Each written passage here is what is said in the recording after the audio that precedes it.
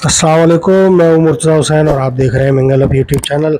हमारे साथ मौजूद हैं सैयद जावेद शाह साहब, और इनसे गुफ्तगू से पहले नाज़रीन आपसे दरख्वास्त करेंगे चैनल को ज़्यादा से ज़्यादा तादाद में सब्सक्राइब कीजिए, वीडियोस को शेयर और लाइक कीजिए।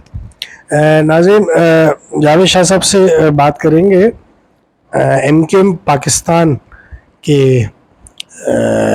रहनुमाओं से मुताल्लिक।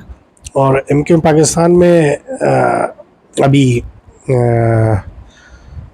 मुस्तफ़ा कमाल साहब ने एक प्रेस कॉन्फ्रेंस की है जिसमें उन्होंने जो है काफ़ी सारी बातें की हैं। जावेद शाह साहब से जानते हैं कि उस प्रेस कॉन्फ्रेंस में किस किस के मुताल्लिक क्या क्या गुफ्तगू हुई। जी जावेद शाह साहब, क्या इत्तलात है आपके पास? मुस्तफ़ा कमाल साहब एमकेएम पाकिस्तान के कन्वीनर हैं और मेयर कराची भी रहे, और ये मेयर कराची उस वक्त रहे जब इनको अल्ताफ़ हुसैन की आशीर्वाद हासिल थी और अल्ताफ़ हुसैन की हिमायत से बने थे, और ये बड़े कामयाब मेयर साबित हुए शहर कराची के।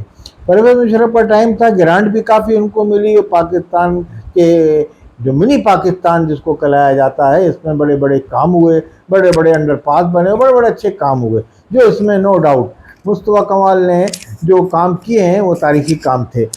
अदरवाइज दूसरी सूरत हाल में मुस्तफ़ा कमाल जो हो, उसके बाद जो सूरत हाल हुई, एमक्यूएम उन्होंने छोड़ दी, एमक्यूएम के बाद ग्रुप यानी कि बीच में तो वो गायब हो गए काफ़ी अर्से, पता चला ये कि भाई बहरी अकाउंट वाले के साथ काम कर रहे हैं। तो खैर उसके बाद वो मंजर आम पे आए, और जब मंजर आम पे आए तो वो अल्ताफ़ हुसैन के अगेंस्ट में बोलते हुए नजर आए।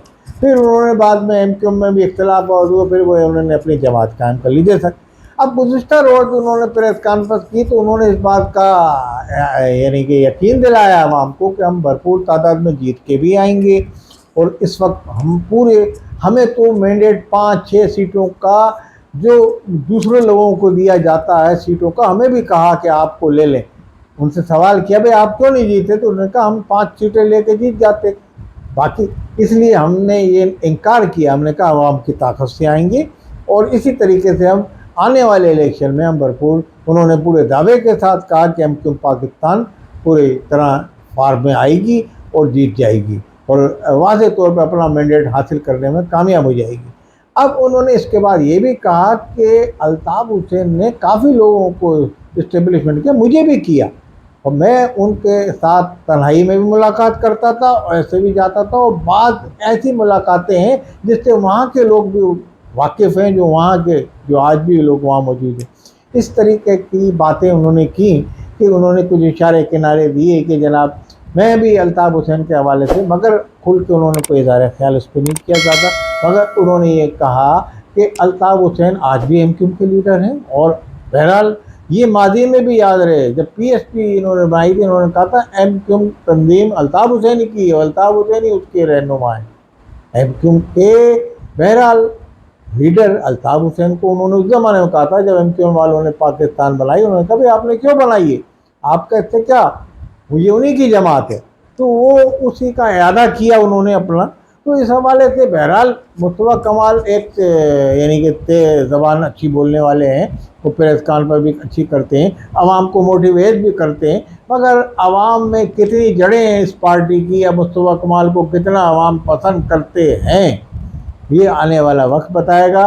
और हालिया दिनों में इन्हीं लोगों की कोशिशों से, ये भी मैं आपको बताता चलूँ, इन्हीं लोगों की कोशिशों से कई लापता एमक्यूएम कारकुनान घरों पर वापस आए। इन्हीं लोगों की लाजमी वो बहरहाल वो उन्हीं की हिमायत करेंगे जिनकी वजह से वो अरसे दराज से लापता थे तो छूट के वापस आए घरों। तो इसमें काफ़ी लोग हैं जो नौजवान लड़के थे, जवान थे, बूढ़े हो गए, तो ये लोग कोशिशें ये कर रहे हैं कि लापता जो लोग हैं जो एमक्यूएम के कारकुनान आए, तो उनको ये एक बड़ा खुशाइन फैसला है इन लोगों की, खुशाइन कोशिशें एमक्यूएम पाकिस्तान की, जिसमें ये लोगों ने काफ़ी कामयाबी इस तरह से कारकुनान के दिल में ये जगह पैदा कर रहे हैं।